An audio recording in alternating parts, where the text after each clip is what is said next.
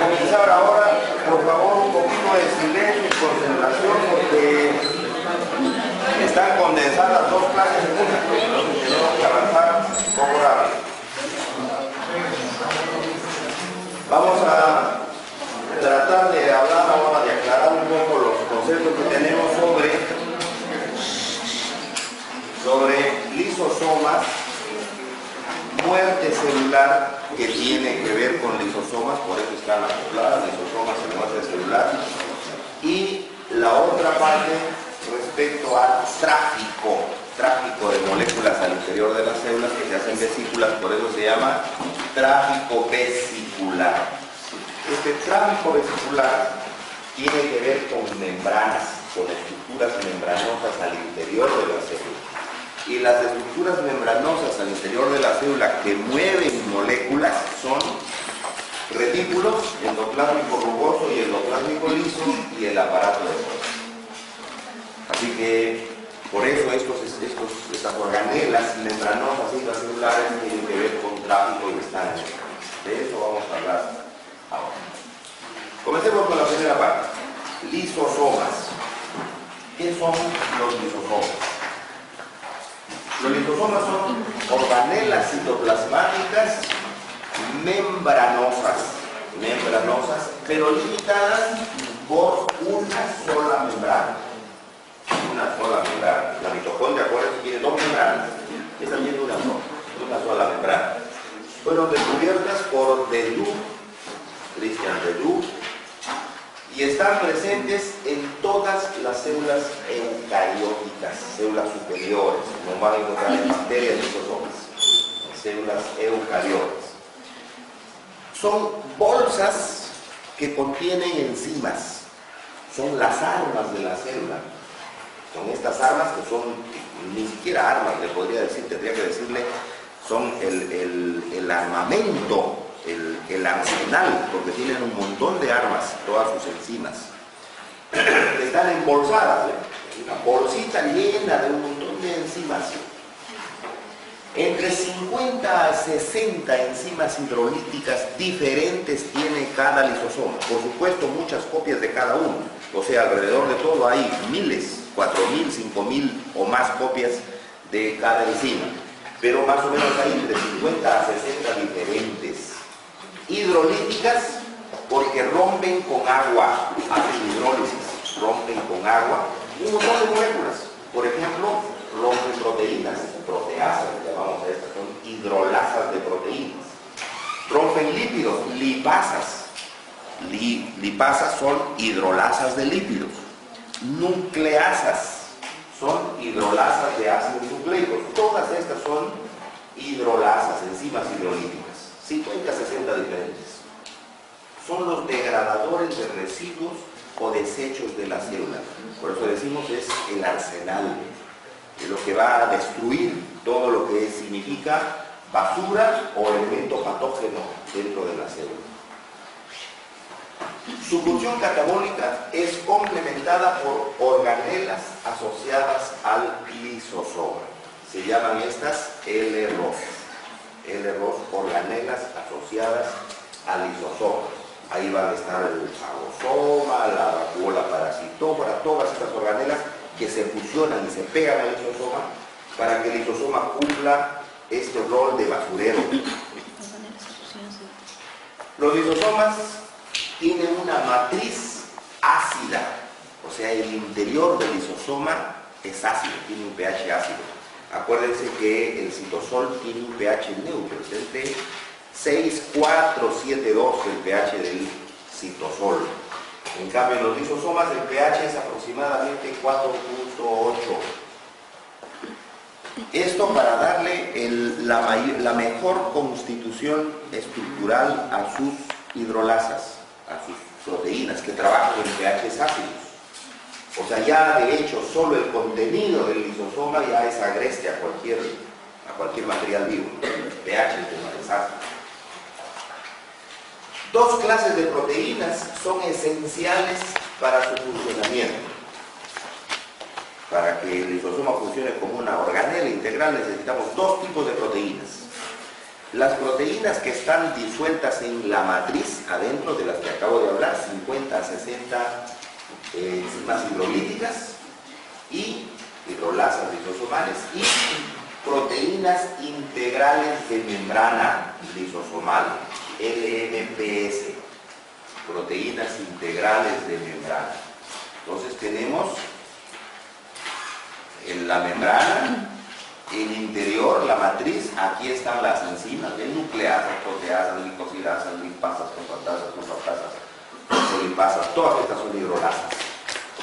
Este es un paquete de proteínas. Y el otro paquete importante están en membrana, proteínas de membrana, proteínas integrales de membrana. Las enzimas hidrolíticas son elaboradas en el retículo endoplasmático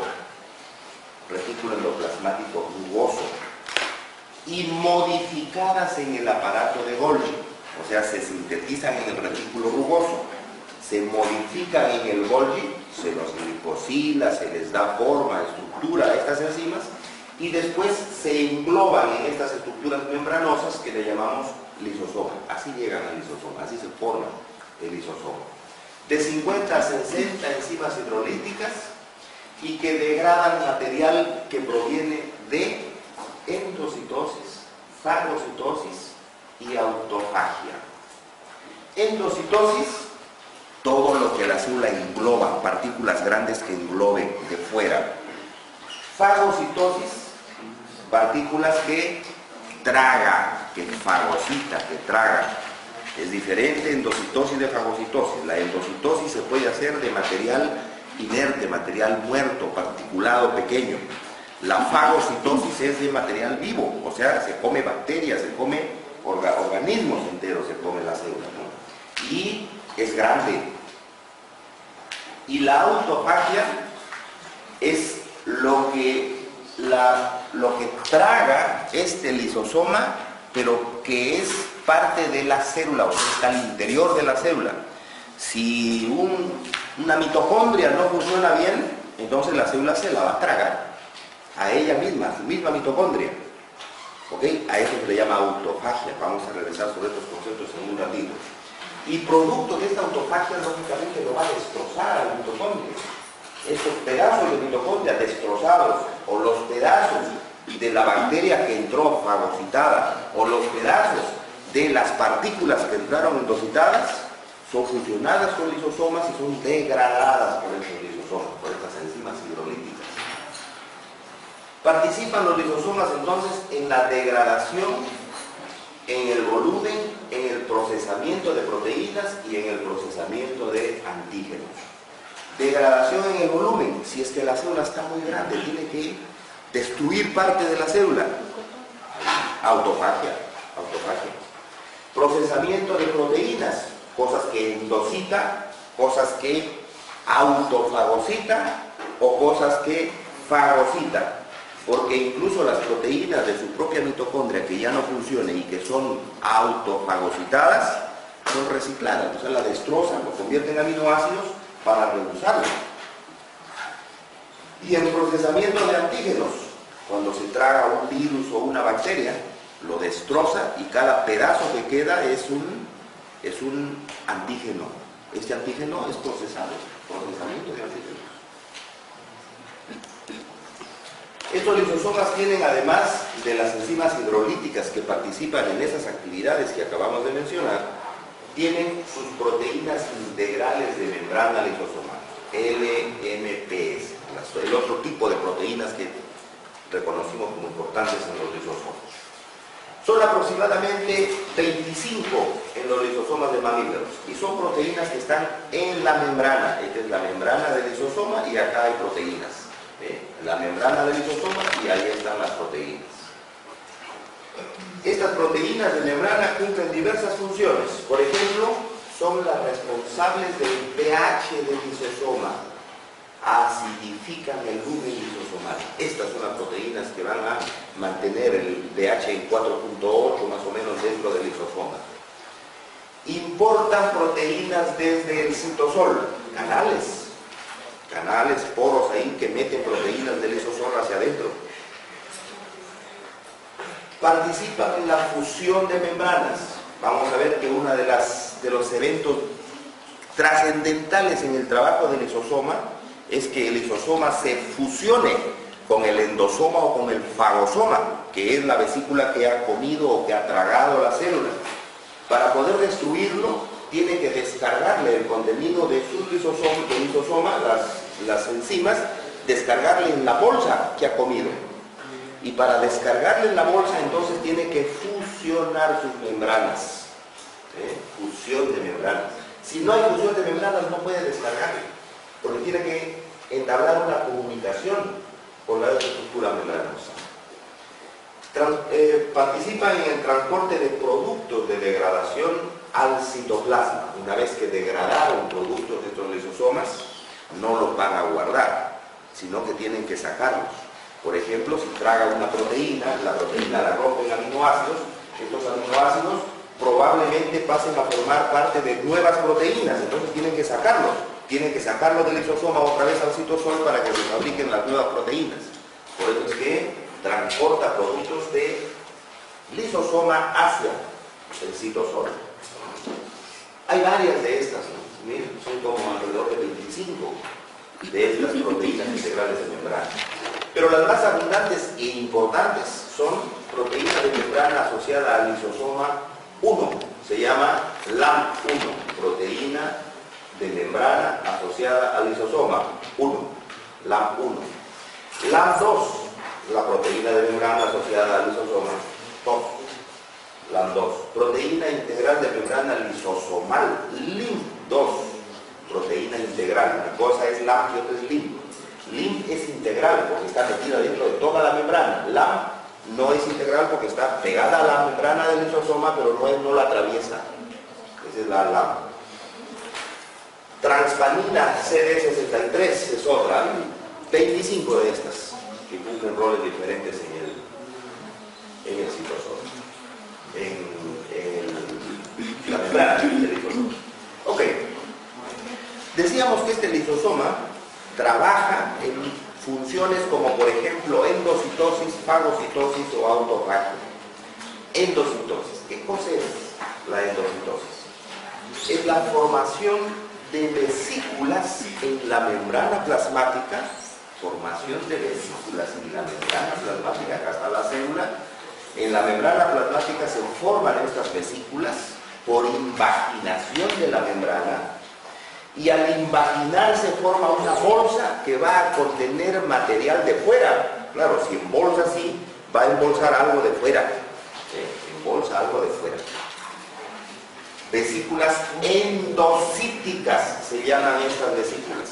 Cuando se forma la vesícula tragando algo de fuera, le llamamos vesícula endocítica. Estas vesículas formadas se fusionan frecuentemente con los lisosomas. No siempre, pero la mayoría de los casos, por eso digo, frecuentemente se fusionan con los lisosomas. Este es el modelo entonces que se propone.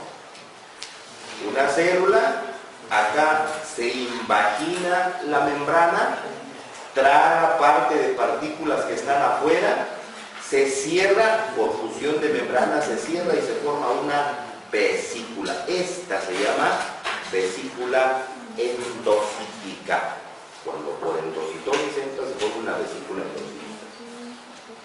Esta vesícula frecuentemente se fusiona con lisosomas. Aquí hay un lisosoma que está lleno de enzimas hidrolíticas.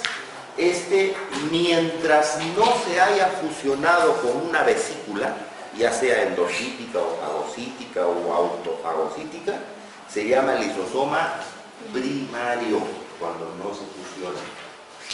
Y el momento que se fusiona con cualquier otra estructura membranosa dentro, deja de ser lisosoma primario para llamarse lisosoma secundario. Lisosoma secundario.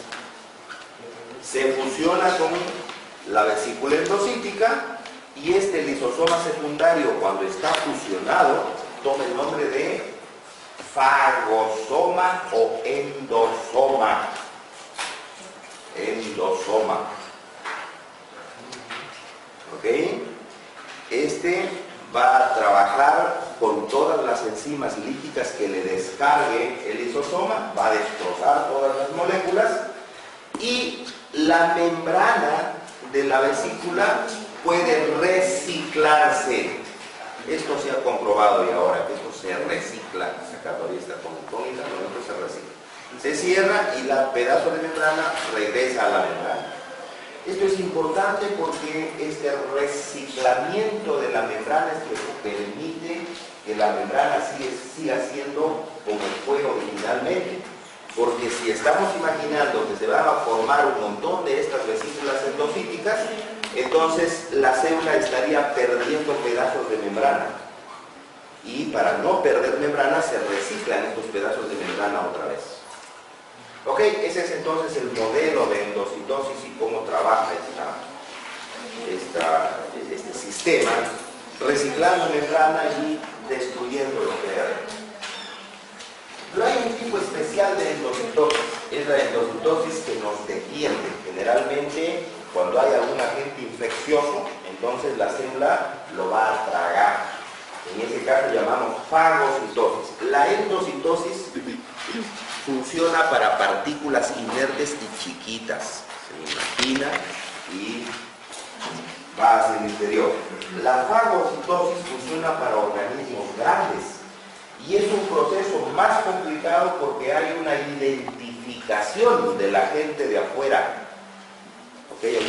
La endocitosis es un englobamiento. Ese englobamiento implica que muchas veces la célula no sabe qué cosa está tragando, porque son una bolsa y lo que entra en la bolsa se lo mete.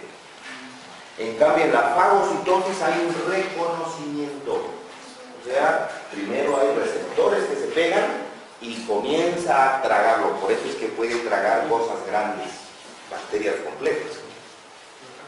¿Para qué cosa las células hacen fagocitosis? ¿Para qué tragan estas bacterias, otros organismos, estas estructuras bien grandes? Esencialmente para dos cosas, para dos funciones. Para defensa y para alimentación. Defensa y alimentación. Defensa porque necesita defenderse como célula y como organismo. Entonces es un mecanismo para defender al organismo. Y alimentación porque degrada a todo esto que traga durante la fagocitosis y los productos de la degradación los usa para nutrirse. Traga proteínas, carbohidratos, líquidos, etcétera, los destroza y se nutre de ellos. Aquí vemos, por ejemplo, una microscopía electrónica de cómo un leucocito, este debe ser una célula blanca fagocítica, debe ser un macrófago o una célula dendrita macrófago, conforme ser un macrófago, se está tragando a una levadura. Ve cómo lo engloba y muchas veces, en algunas veces, la célula tragada puede ser incluso más grande que la célula, que el leucocito, que el macrófago, que la célula fagocítica. ¿Por qué? Porque emite pseudópodos en su membrana y esos pseudópodos son capaces de abrazarlo completamente, en 3 dimensiones. Lo abraza completamente y se lo traga.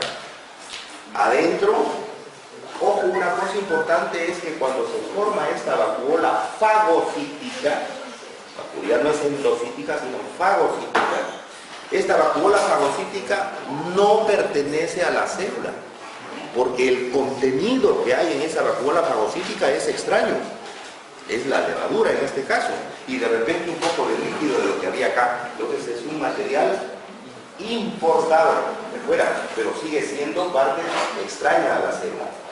Ahí se van a fusionar los lisosomas, descargar todas las enzimas líticas y comer. El mecanismo de la fagocitosis propuesto es entonces un mecanismo llamado de cierre o cremallera. ¿Cuál es un cierre? Un cierre o una cremallera, ese es el mecanismo propuesto. Implica que se formen pseudópodos, se formen pseudópodos. La formación esta de pseudópodos va a implicar, cosa que van a ver después, va a implicar citoesqueleto. El citoesqueleto va a deformar la membrana y lo va a englobar. Dime. El mecanismo de fagocitosis es un mecanismo de cierre, decíamos, propuesto. El mecanismo de cierre o cremallera, por eso se le llama así, cierre o cremallera, porque funciona exactamente como un cierre de una ropa. Y consiste en la formación de pseudópodos. La membrana, la célula en su membrana se va deformando, emitiendo protuberancias o proyecciones de membrana. Eso se llama pseudópodos. Alrededor de la sustancia conectada o contactada. Esta es la sustancia contactada y se cierra. Se cierra hasta llegar a juntar la punta de los pseudópodos. En el momento en que la punta de los pseudópodos se junta, sucede un fenómeno bien importante en biología que se llama fusión de membranas. Fusión de membranas. Total, esta punta del pseudópodo acá tiene bicapa fosfolipídica y esta punta de acá tiene bicapa fosfolipídica y ambas tienen proteínas. Las proteínas se identifican y al identificarse por polaridad, por ejemplo, se juntan y las bicapas lipídicas se cierran. Eso se llama fusión de membranas. Cuando se juntan y sucede la fusión de membranas, se forma la vacuola fagocítica.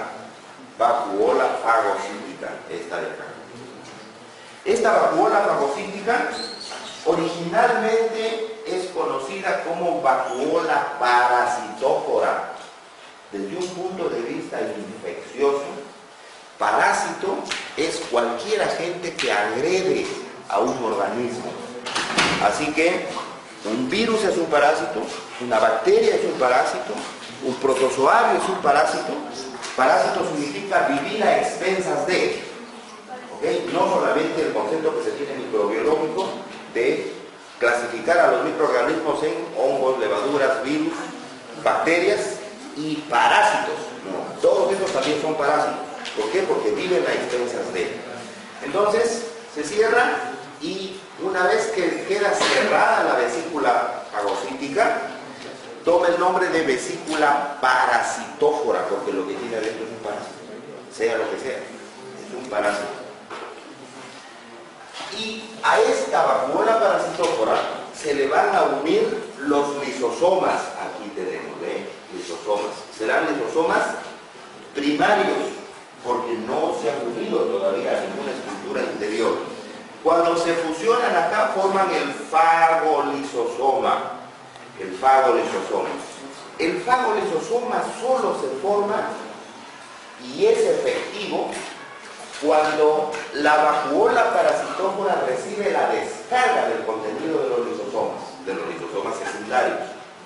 Porque vamos a ver que hay mecanismos de evasión de estos parásitos en los cuales algunos no dejan que se descargue. Eso significa que el mecanismo que usa ese parásito es permitir la formación de la vacuola parasitófora, pero nunca del fagolisosoma. O sea, dice, englóbame, pero no me digieras. ¿Ok? Entonces no deja la formación del fagolisosoma. El mecanismo de la fagocitosis dijimos que era un mecanismo de cierre o cremallera. Mecanismo de cierre o cremallera. ¿Qué implica ese mecanismo de cierre? Implica que primero hay un reconocimiento, lo que significa que la superficie del macrófago, la superficie de la célula que va a tragar, debe tener receptores. Por eso esa es la diferencia entre endosoma y fagosoma, entre endocitosis y fagocitosis. En la endocitosis no requiero de receptores, simplemente englobo. En la fagocitosis necesito de receptores.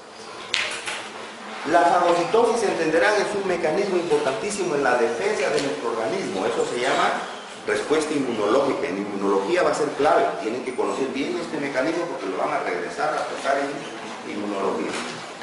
Esto implica entonces que haya un receptor. Un receptor. Estos receptores pueden ser inespecíficos y no son muy funcionales y son pocos. Por ejemplo, receptores de manosa, de lectinas, y pueden coger cualquier bacteria. Estos no son muy buenos, no son muy funcionales. Los que sí son muy eficientes son los receptores FC. Receptores FC. ¿No les interesa la clase de ellos? Receptores FC. ¿Qué es FC? FC son los anticuerpos. Los anticuerpos tienen una forma de una Y. Esta Y tiene dos bracitos que se llaman FAB, fracción antigen binding. Ese es AB, FAB. Esos bracitos son los encargados de pegarse específicamente a la bacteria, al virus o a lo que reconozca el anticuerpo. Y luego tienen un brazo hacia abajo que se llama FC. FC viene de fracción cristalizable, porque al cortarlo precipita, fracción cristalizable. Resulta que todas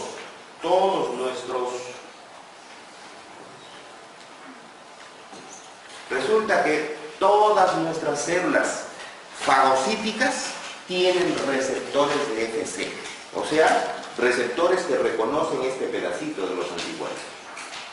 Entonces es muy importante cuando tenemos una infección que nuestros linfocitos fabriquen un montón de anticuerpos contra el bicho que nos ha entrado, porque ese bicho entonces va a recibir a los anticuerpos por el FAB y se va a cubrir completamente de anticuerpos.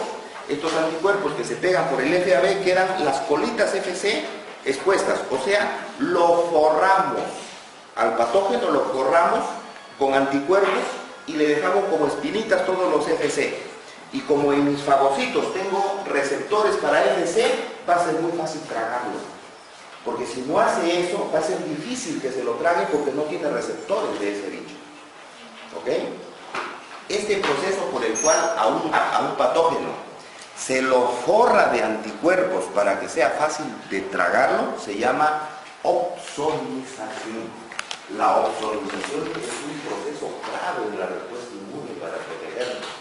Es el recubrimiento del patógeno con anticuerpos para que sea opsonización, para que pueda ser visto fácilmente por los fagosomas. ¿Ok?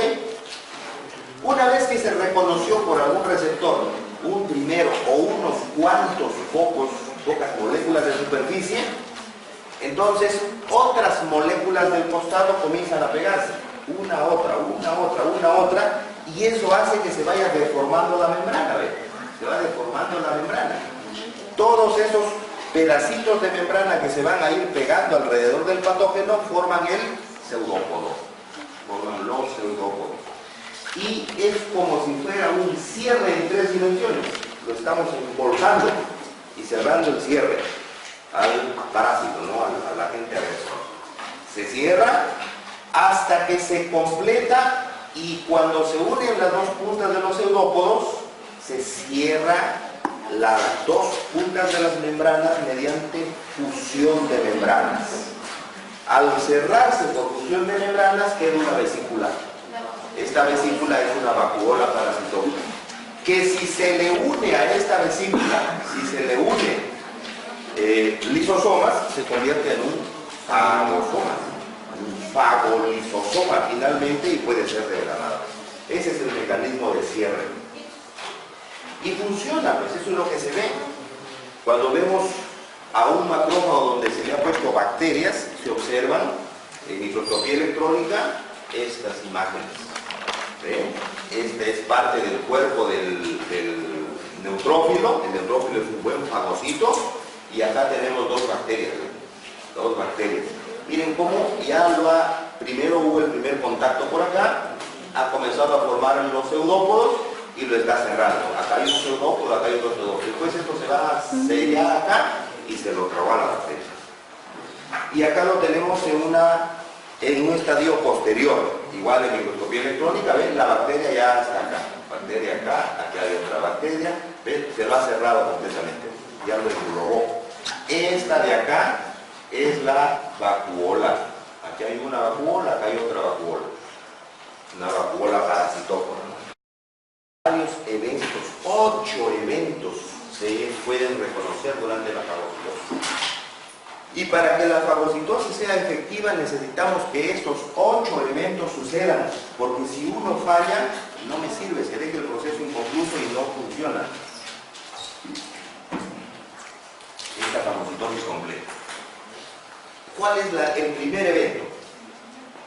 Quimiotaxis. Quimiotaxis. ¿Cómo sabe? La quimiotaxis lo entendemos así. ¿Cómo sabe el fagocito que hay una bacteria ahí? Y para ahí tiene que dirigirse, pegar y comenzar a hacer pseudópodes. Por quimoquinas, no citoquinas. Citoquinas va a ser después. Citoquina es la molécula que fabrica la célula en respuesta a. Acá todavía no hay respuesta a. Es la primera molécula. Esa se llama quimoquina. Por eso se llama quimiotaxis. ¿Qué moléculas son las que detectan? Resulta que el fagocito es parte de nuestro organismo y nuestro organismo tiene su metabolismo. El metabolismo es el conjunto de todas las reacciones que hace mi organismo, mis células de mi organismo. Y producto de esas reacciones van botando sustancias, productos. Muchas de esas son basura. ¿Ok? Y nosotros sabemos cómo procesar nuestra basura. Cada parte de mi organismo sabe cómo procesarla. Pero si entra una bacteria o cualquier otro patógeno, el metabolismo de este patógeno tiene su basura. Y esa basura no es la misma mía.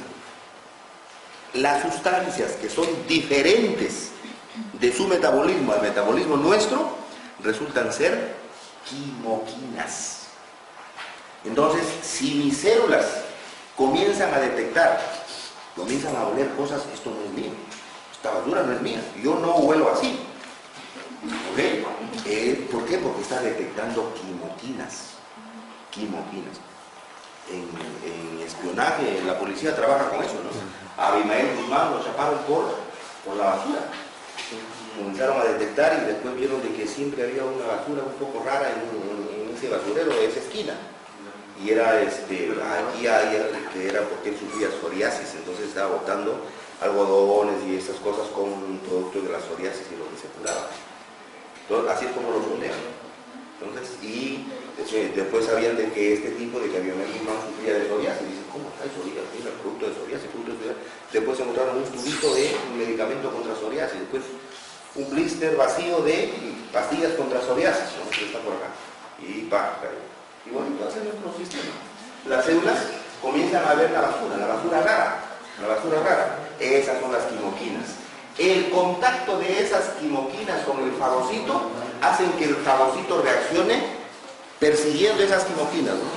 Persiguiendo esas quimoquinas hasta que encuentra al productor de esas sustancias. El momento que lo encuentra es el primer receptor que lo reconoce. Ese momento se llama adherencia. La segunda etapa, ya lo pegó. Adherencia. Una vez que lo pegó, activa un montón de moléculas en él para que comience a cerrarse la cremallera. Comienza a cerrarse la cremallera. Eso implica activación de membrana. La activación de membrana implica migración de moléculas de receptores Fc, por ejemplo, a la zona donde ha habido la unión. Migran ahí para poder cerrarlo. Activación de membrana. Y la progresión de los pseudópodos englobando al patógeno se llama iniciación de la fagocitosis. Cuarta etapa, iniciación de la fagocitosis. La quinta etapa es la formación del fagosoma. La formación del fagosoma implica la fusión de membranas de los pseudópodos. Ya lo abrazó, fusión de membrana. Luego viene la fusión. La fusión implica fusión de membranas, pero ahora de los lisosomas, con la vacuola parasitófora. Las membranas de los lisosomas se fusionan con el fagosoma. Séptima, muerte y digestión. Lo destroza. Descarga todas las enzimas hidrolíticas y comienza a destrozarlo. Lo destroza. Y después ¿Perdón? 7. Muerte y digestión. Muerte y digestión. La muerte y digestión, repito, es porque las enzimas hidrolíticas de los lisosomas son descargados sobre el fagosoma y lógicamente rompen todas las proteínas, ácidos nucleicos, lípidos, etc. Y luego la última etapa, liberación y degradación de productos. Esto también es indispensable porque no puede englobar la basura y quedarse con la basura. Tiene que botarla, porque si no se estaría llenando. Hay algunas de estas basuras, producto de la acción lisosomal, que no pueden eliminarse. Algo de esto no puede eliminarse. Y generalmente, conforme avanza la edad, se van acumulando estos restos de basura y comienzan a aparecer, por eso en los ancianos, pecas, manchas. Eso es una acumulación de esta basura que no es eliminable. Entonces la célula comienza a acumular. Eventos durante la fagocitosis. Dijimos que durante esta fagocitosis sucedía varias de esas cosas, algunas que pueden ser seguidas microscópicamente. Por supuesto, por ejemplo, la quimiotaxis, no puedo seguirla microscópicamente porque es una molécula no la puedo ver en un microscopio. Yo veo estructuras, pero no moléculas. Pero sí puedo la adhesión, el englobamiento, eso sí se puede seguir microscópicamente. Entonces aquí vemos algunos eventos de la fagocitosis, por ejemplo, adhesión, cierre, la formación del fagolisosoma, fusión de membranas. ¿Ve? Adhesión. Ya salieron las quimioquinas, ya hubieron los primeros contactos. Esta es una levadura enquistada y ya lo reconoció. Entonces comienza a adherirse. Luego viene el cierre. ¿Ve? ¿Cómo ha proyectado los pseudópodos? Hay proyectados los pseudópodos y acá ya están fusionando membranas para el cierre. Fusiona membranas y forma las vacuolas. Han tragado otros dos antes ya, forman las vacuolas parasitóforas. Formación del fagolisosoma. Acá se le van acercando los lisosomas. Miren, lisosomas. Aquí hay lisosomas. Estas bolitas de acá son lisosomas que se están acercando, están migrando estos lisosomas hacia la vacuola parasitófora. Y si ampliamos esta visión, esta parte de acá la ampliamos mucho más, vamos a ver la fusión de membranas. Acá saben. Esta es parte de la levadura, esta es la membrana, y miren acá este lisosoma. ¿Sí? Cómo ha funcionado su membrana y está descargando su contenido, el contenido de enzimas. Igual este de acá, ¿ven? Aquí hay otro, incluso deformado, pero ya fusionó, ¿ven? Membranas acá y acá. Y todo el contenido va hacia el interior, para destrozar al agresor. Entonces, fusión de membranas es el último proceso para la formación del fagolisosomo. En los fagolisosomas hay un montón de moléculas que tienen funciones de degradación, esencialmente, que son reacciones. Y las podemos dividir en dos tipos: las reacciones dependientes de oxígeno, la mayoría, y las reacciones independientes de oxígeno. Las más grandes, las más fuertes, las reacciones más fuertes son dependientes de oxígeno. Acá tenemos algunas, ¿no? Por ejemplo, glucosa con nafosfato activa la vía de pentosas, oxidación de nafosfato reducido, formación de peróxidos, formación de radicales libres, etc. El peróxido es bien tóxico, bien nocivo, ¿no? El lisosoma hace esta reacción mediante su peróxido dismutasa para fabricar peróxido de hidrógeno. Este peróxido de hidrógeno es el arma del lisosoma. Entonces lo va a atacar con peróxido, lo va a atacar con radicales en el momento que ingrese, que se forme el fagolisosoma. Las enzimas destruyen el contenido del fagolisosoma, porque son hidrolíticas, entonces van a atacar a todas las sustancias, proteínas, lípidos, ácidos nucleicos.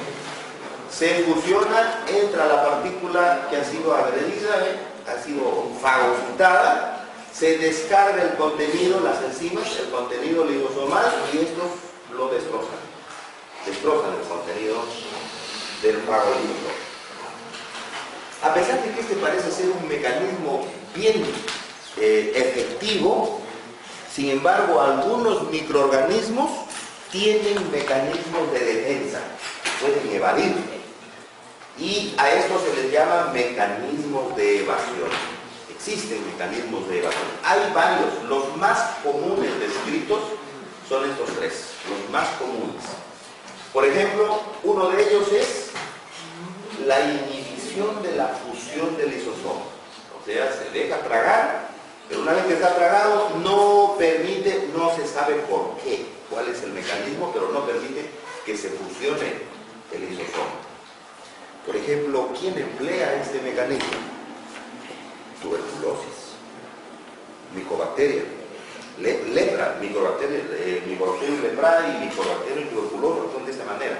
Entonces, se dejan tragar por el macrófago, forman la vacuola parasitófora, pero nunca se forma fagolisosoma. O sea, previenen la fusión del lisosoma.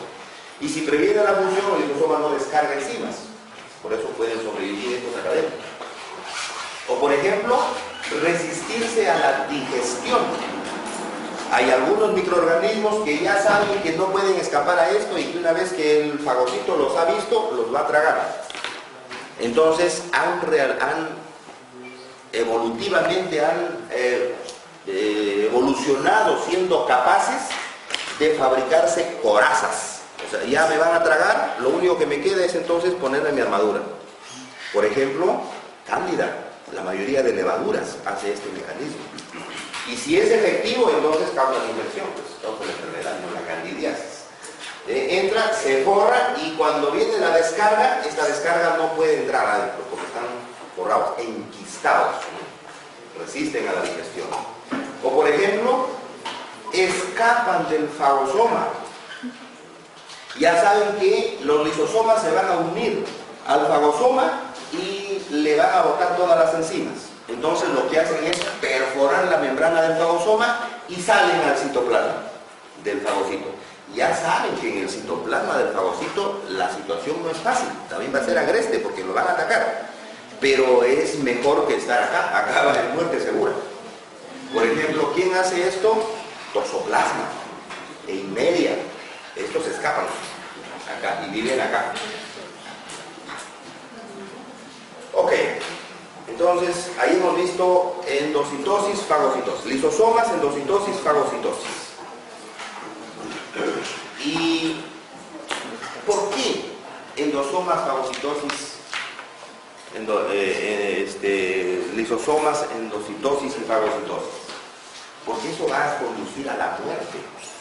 Entonces el otro aspecto que quiero revisar asociado a esta acción de lisosomas y de fagocitosis es la muerte de las células.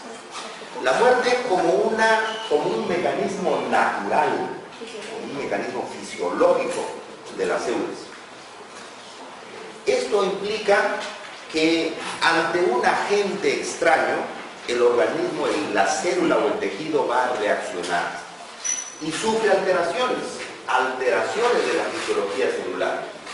La célula es la unidad morfológica, funcional y genética de nuestro organismo. O sea, es la unidad que vive, lo mínimo que vive. Y esta unidad, frente a un ambiente hostil, va a reaccionar.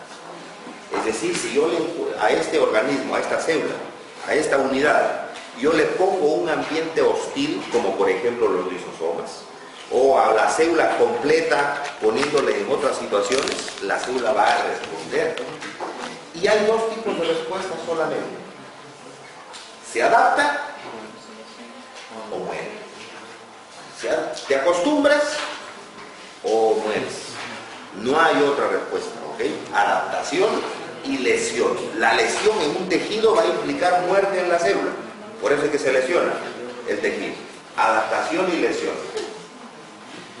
¿Cuáles son los posibles tipos de respuesta celular frente a un estímulo cualquiera de esta naturaleza, de un ambiente hostil? Incrementa la concentración de algunos constituyentes celulares normales. La célula cambia ante la agresión, cambia incrementando algunas concentraciones de sustancias. Acumula sustancias anormales, de repente para su defensa, las va acumulando. Cambia su tamaño y número, cambia el tamaño de célula, la cantidad de células, o sufre un cambio letal, va a morir, o va a morir. ¿qué estímulos pueden ocasionar esta adaptación o daño? ¿Cuáles son los estímulos que le obligan a un tejido o a una célula a cambiar su conducta? Agentes físicos, golpe, calor, temperatura o exceso de frío. Agentes químicos, cambian el pH, tóxicos. Imbalances nutricionales, la tengo al hambre, no le doy su alimento, no le doy aminoácidos, no le doy vitaminas, imbalances nutricionales. Microorganismos, infecciones, entre un virus, entre una bacteria, eso es extraño. Hipoxia, no le doy oxígeno, se asfixia, ¿ok? No puede hacer respiración. Defectos genéticos, genéticamente está heredando la célula alguna mutación y esa mutación le va a generar sustancias probablemente defectuosas que no funcionan bien. O reacciones inmunológicas, producto de que mi célula para reaccionar contra algo tiene que fabricar cosas nuevas y esas cosas nuevas pues le son carga. Entonces la va a afectar. Todos esos son agentes que pueden obligar a que se reaccione. Y esto genera cambios intracelulares y extracelulares en la adaptación que tenga a la lesión. Al adaptarse, celularmente va a generar cambios dentro y fuera de la célula. ¿Cuáles son esos cambios? Edema celular, por ejemplo, puede que almacene líquido, entonces la célula se hincha. Edema celular, acumulación de lípidos, formación de radicales libres, depósito de glucógeno, pigmentación, calcificación, infiltración hialina, un golpe en una articulación, se hincha la articulación. ¿Ok? Infiltración hialina. Cambios en la forma, cambios en el número de células frente a estímulos lesivos.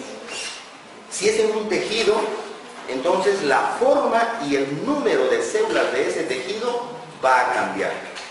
Y cuando cambia el número y la forma de células, no de sustancias en las células, sino de las células, tenemos hasta 6 tipos de cambios.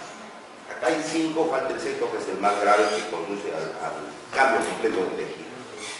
La atrofia, la hipertrofia, la hiperplasia, la metaplasia, la displasia y la que falta acá, que es el cambio de la naturaleza del tejido, es la neoplasia. La neoplasia es el último, es el más grave.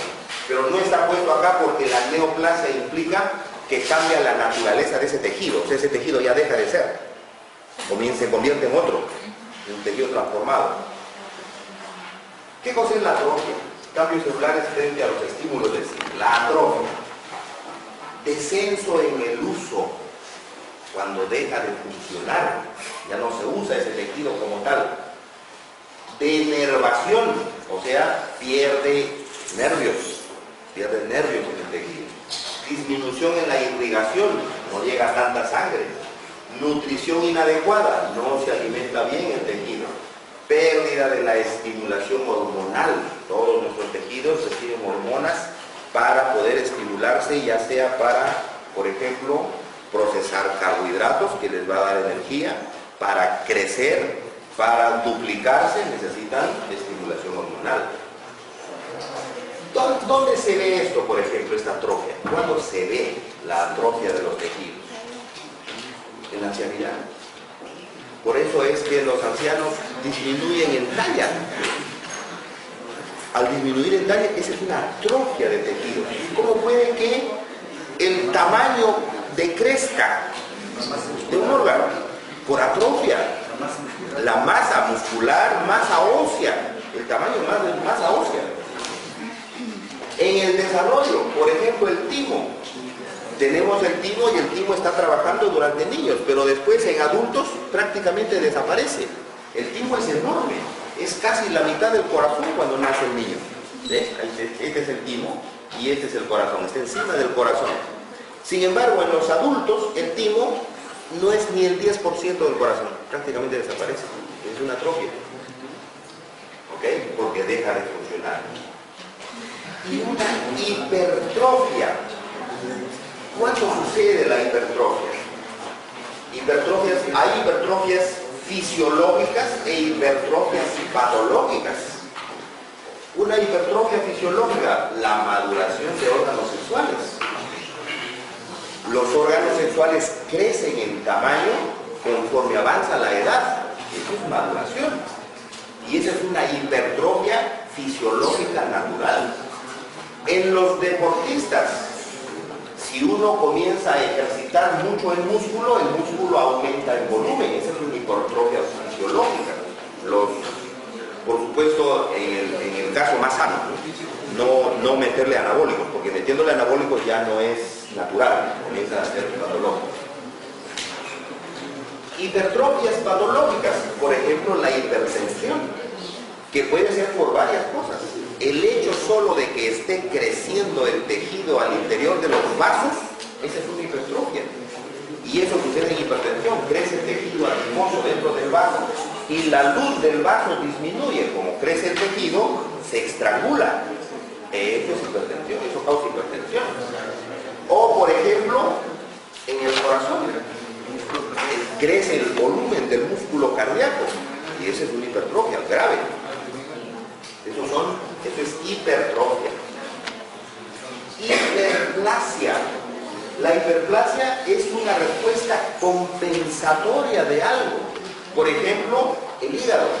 Un hígado, si es que no hay mucho alimento, energético sobre todo, para poder aprovechar el poco alimento energético que tenga, el hígado aumenta de volumen. Esa es una hiperplasia. Hiperplasia fisiológica, gestación y maduración de órganos sexuales. El crecimiento de mamas. Eso es una hiperplasia natural, una hiperplasia fisiológica.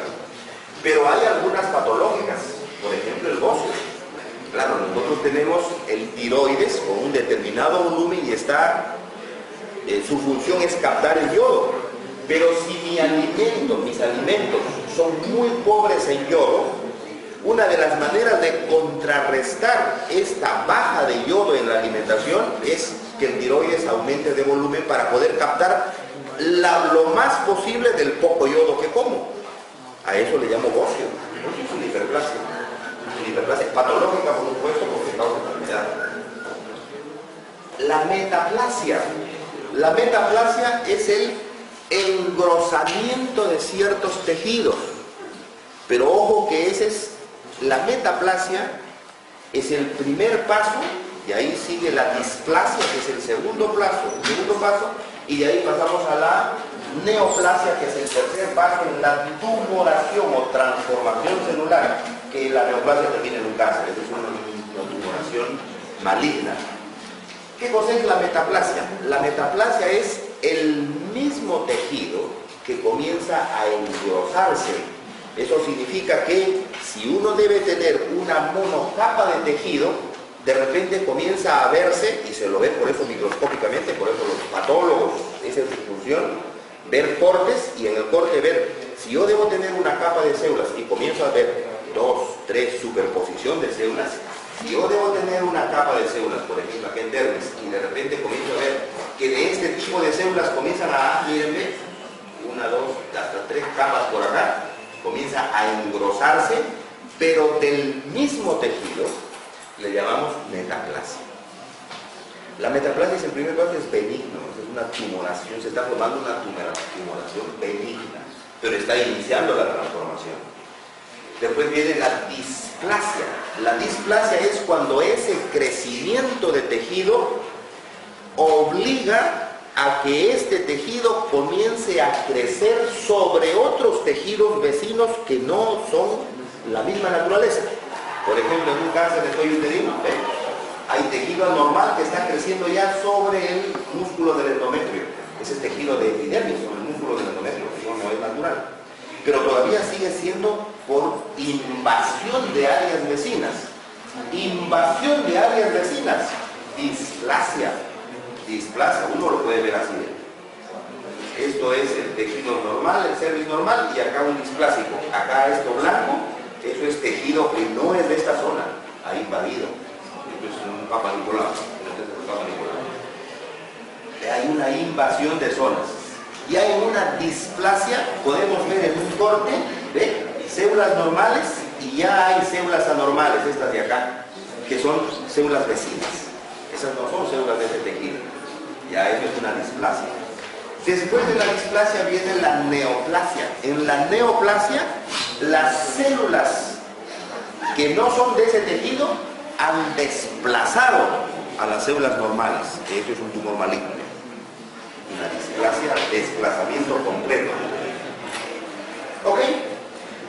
Pero dentro de estas respuestas que tienen los tejidos frente a estos agentes externos nocivos que lo agreden, el más fuerte es la muerte celular. Cuando no se adapta. Ojo que todos los anteriores hemos visto que son respuestas de adaptación. El tejido se vuelve displásico, metaplásico o incluso neoplásico como respuesta para adaptarse a seguir sobreviviendo. Ya me cambié, soy tumoral, todo lo que quieran, pero sigo viviendo al menos. ¿Okay? Pero hay alguna respuesta donde no es posible la adaptación, entonces viene la lesión, que significa muerte. Es muerte celular. Y la muerte celular la podemos identificar de tres tipos: apoptosis, necrosis y autofagia. La apoptosis, la primera denominación fue necrosis por contracción, la dio Shingrey, necrosis de Shingrey. En 1972, Kerr la denominó apoptosis. Significa caer o morir como caen los pétalos en las hojas, de las hojas en los otoño, ¿no? Del griego, eso significa apoptosis. Caer, una caída benigna. Ocurre durante toda la vida, fundamental en la homeostasis. La homeostasis es el equilibrio en la producción de células en el organismo. De crucial importancia durante el desarrollo, claro, porque si hay mucho apoptosis, entonces se está destruyendo el tejido. Y si hay poca apoptosis, entonces se entran en enfermedades de sobrepeso, sobreabundancia, de no control, es demasiado exceso, o hasta tumoraciones inclusive. La apoptosis tiene algunas características. Por ejemplo, no induce respuesta inflamatoria. Eso lo diferencia de la necrosis. La apoptosis no hay inflamación. Cambios morfológicos que se ven durante apoptosis: pérdida de adhesión celular. Las células tienen que pegarse a la matriz entre ellas. En la apoptosis se pierde esa adhesión celular. Contracción celular por pérdida de agua y sodio. Pérdida de agua y sodio. Condensación de cromatina a nivel nuclear, estructuras en media luna, porque el núcleo va a comenzar a fragmentarse. El núcleo se rompe en múltiples fragmentos y la fragmentación del DNA en piezas pequeñas, de 180 a 200 pares de bases, que ya son pedacitos chicos para el tamaño que debe tener la cromatina. Cambios morfológicos: se mantiene la integridad de la membrana, no se destroza, no se rompe para dejar salir cosas, no, la membrana mantiene su integridad. Por más que se formen partículas, esas partículas tienen membranas completas. Se forman cuerpos apoptóticos que son rápidamente reconocidos y fagocitados por macrófagos para destruirlos. Esos cuerpos apoptóticos son pedazos y por ser pedazos de cualquier cosa, de núcleos de mitocondrias, etc., no son funcionales. Por eso es que son reconocidos por macrófagos, por fagocitos, y los degluten, los destrozan porque no son funcionales. ¿En qué procesos interviene la apoptosis? En toda la etapa del desarrollo, en la reparación de tejidos, en la eliminación de linfocitos. Cuando tenemos linfocitos específicos para alguna enfermedad, desaparece la enfermedad, esa población de linfocitos debe desaparecer. Entonces, la orden es: mátate porque ya no sirves. El linfocito se mata, eso es apoptosis. En la eliminación de células infectadas y tumorales.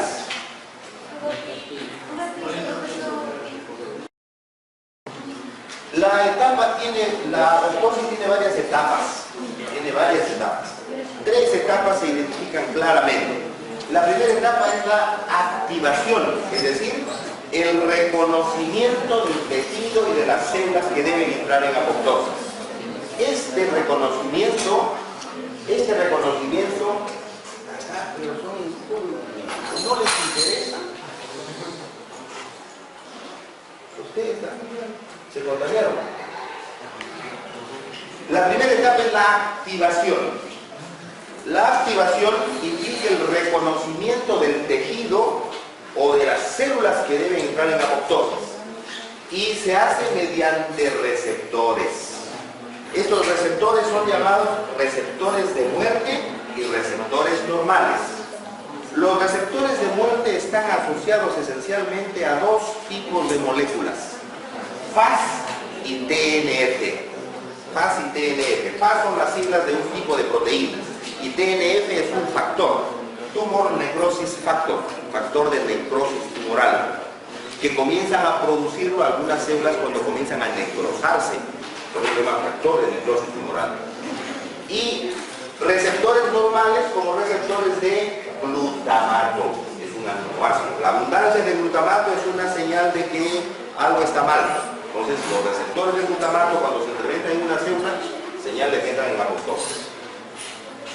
Rutas de transducción celular, mensajeros calcio alto, radicales libres, proteínas codificadas por genes supresores, todos estos son receptores de estos, ayudan a la apoptosis.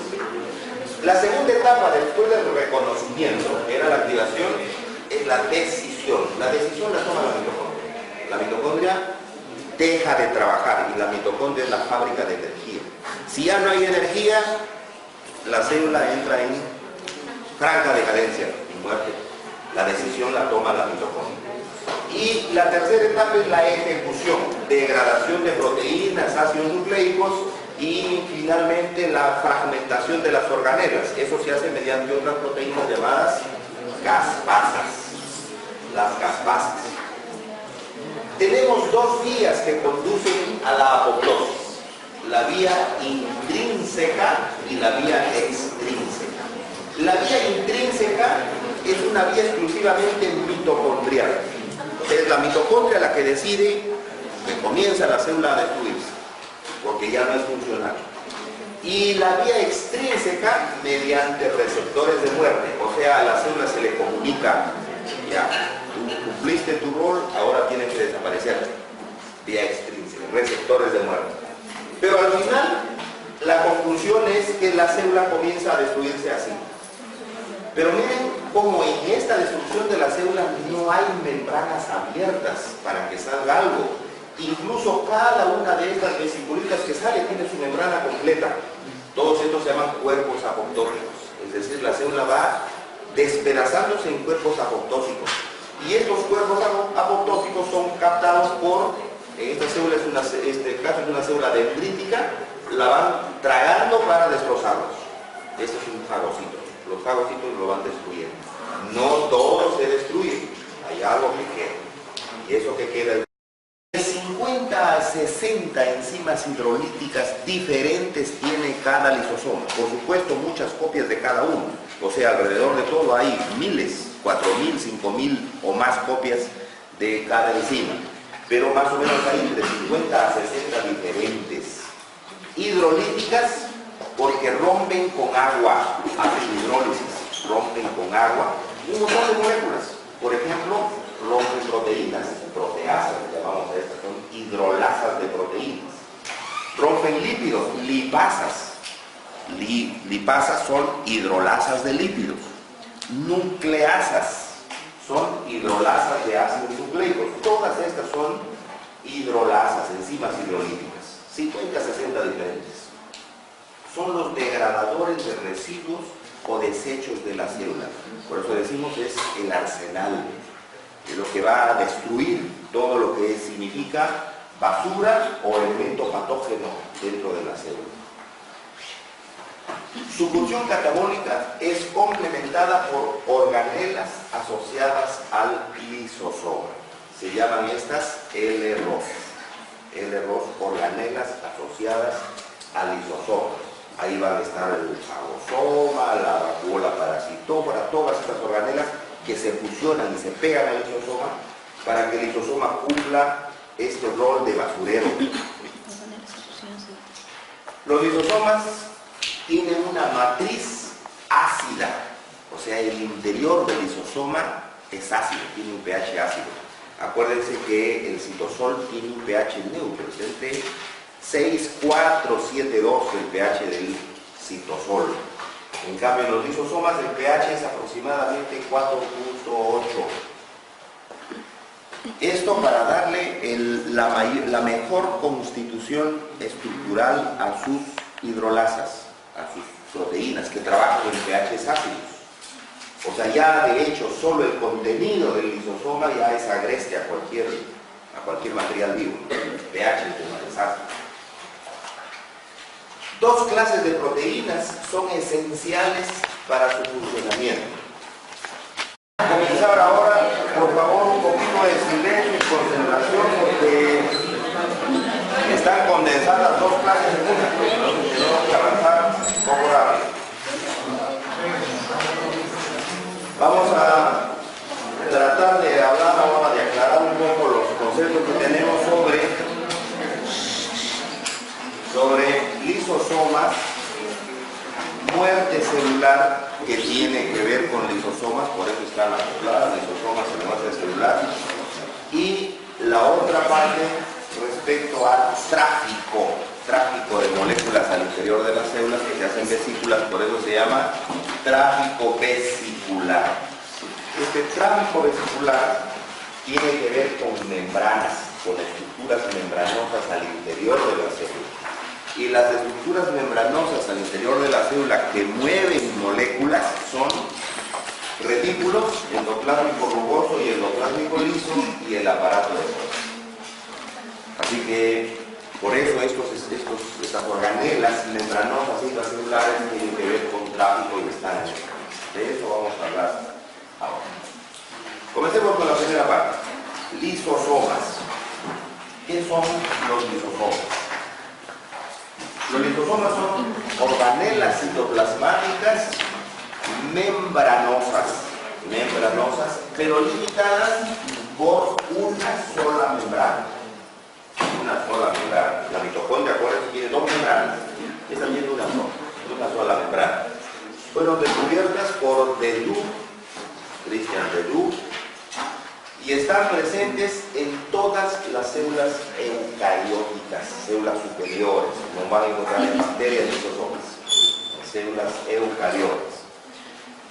Son bolsas que contienen enzimas, son las armas de la célula. Son estas armas que son, ni siquiera armas, le podría decir, tendría que decirle, son el armamento, el arsenal, porque tienen un montón de armas, todas sus enzimas. Están embolsadas, una bolsita llena de un montón de enzimas, que es parte de la célula, o sea, está al interior de la célula. Si una mitocondria no funciona bien, entonces la célula se la va a tragar a ella misma, a su misma mitocondria. ¿Ok? A eso se le llama autofagia. Vamos a regresar sobre estos conceptos en un ratito. Y producto de esta autofagia, lógicamente, lo va a destrozar a la mitocondria. Estos pedazos de mitocondria destrozados, o los pedazos de la bacteria que entró fagocitada, o los pedazos de las partículas que entraron endocitadas, son fusionadas con lisosomas y son degradadas por estos lisosomas, por estas enzimas hidrolíticas. Participan los lisosomas entonces en la degradación, en el volumen, en el procesamiento de proteínas y en el procesamiento de antígenos. Degradación en el volumen, si es que la célula está muy grande, tiene que destruir parte de la célula. Autofagia. Procesamiento de proteínas, cosas que endocita, cosas que autofagocita o cosas que fagocita. Porque incluso las proteínas de su propia mitocondria que ya no funcionan y que son autofagocitadas, son recicladas, o sea, la destrozan, lo convierten en aminoácidos para reusarlo. Y en procesamiento de antígenos, cuando se traga un virus o una bacteria, lo destroza y cada pedazo que queda es un antígeno. Este antígeno es procesamiento de antígenos. Estos lisosomas tienen, además de las enzimas hidrolíticas que participan en esas actividades que acabamos de mencionar, tienen sus proteínas integrales de membrana lisosomal, LMPs, el otro tipo de proteínas que reconocimos como importantes en los lisosomas. Son aproximadamente 25 en los lisosomas de mamíferos y son proteínas que están en la membrana. Esta es la membrana del lisosoma y acá hay proteínas. La membrana del lisosoma y ahí están las proteínas. Estas proteínas de membrana cumplen diversas funciones. Por ejemplo, son las responsables del pH del lisosoma. Acidifican el lumen lisosomal. Estas son las proteínas que van a mantener el pH en 4.8 más o menos dentro del lisosoma. Importan proteínas desde el citosol, canales, poros ahí que meten proteínas del lisosoma hacia adentro. Participan en la fusión de membranas. Vamos a ver que uno de los eventos trascendentales en el trabajo del lisosoma es que el lisosoma se fusione con el endosoma o con el fagosoma, que es la vesícula que ha comido o que ha tragado la célula. Para poder destruirlo, tiene que descargarle el contenido de su lisosoma, las enzimas, descargarle en la bolsa que ha comido. Y para descargarle en la bolsa, entonces tiene que fusionar sus membranas. Fusión de membranas. Si no hay fusión de membranas, no puede descargarle, porque tiene que entablar una comunicación con la estructura membranosa. Participan en el transporte de productos de degradación al citoplasma. Una vez que degradaron productos de estos lisosomas, no los van a guardar, sino que tienen que sacarlos.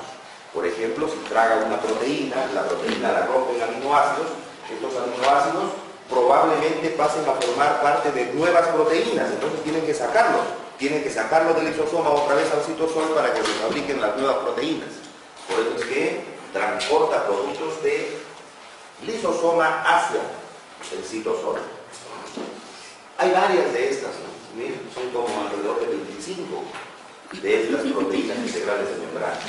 Pero las más abundantes e importantes son proteínas de membrana asociada al lisosoma 1. Se llama LAMP1, proteína de membrana asociada al lisosoma 1, LAMP1. LAMP2, la proteína de membrana asociada al lisosoma 2, LAMP2. Proteína integral de membrana lisosomal, LIMP2, proteína integral. Una cosa es LAMP y otra es LIMP. LIMP es integral porque está metida dentro de toda la membrana. LAMP no es integral porque está pegada a la membrana del lisosoma, pero no la atraviesa. Esa es la LAMP. Para que el lisosoma funcione como una organela integral necesitamos dos tipos de proteínas. Las proteínas que están disueltas en la matriz, adentro de las que acabo de hablar, 50 a 60 enzimas hidrolíticas y hidrolasas lisosomales, y proteínas integrales de membrana lisosomal, LMPs, proteínas integrales de membrana. Entonces tenemos en la membrana, el interior, la matriz, aquí están las enzimas, nucleasas, proteasas, glicosidasas, lipasas, fosfatasas, fosfolipasas, todas estas son hidrolasas. Este es un paquete de proteínas. Y el otro paquete importante están en membrana, proteínas de membrana, proteínas integrales de membrana. Las enzimas hidrolíticas son elaboradas en el retículo endoplasmático rugoso y modificadas en el aparato de Golgi. O sea, se sintetizan en el retículo rugoso, se modifican en el Golgi, se los glicosila, se les da forma, estructura a estas enzimas y después se engloban en estas estructuras membranosas que le llamamos lisosoma. Así llegan al lisosoma, así se forma el lisosoma. De 50 a 60 enzimas hidrolíticas y que degradan material que proviene de endocitosis, fagocitosis y autofagia. Endocitosis, todo lo que la célula engloba, partículas grandes que engloben de fuera. Fagocitosis, partículas que traga, que fagocita, que traga. Es diferente endocitosis de fagocitosis. La endocitosis se puede hacer de material inerte, material muerto, particulado, pequeño. La fagocitosis es de material vivo, o sea, se come bacterias, se come organismos enteros, se come la célula, ¿no? Y es grande. Y la autofagia es lo que traga este lisosoma, pero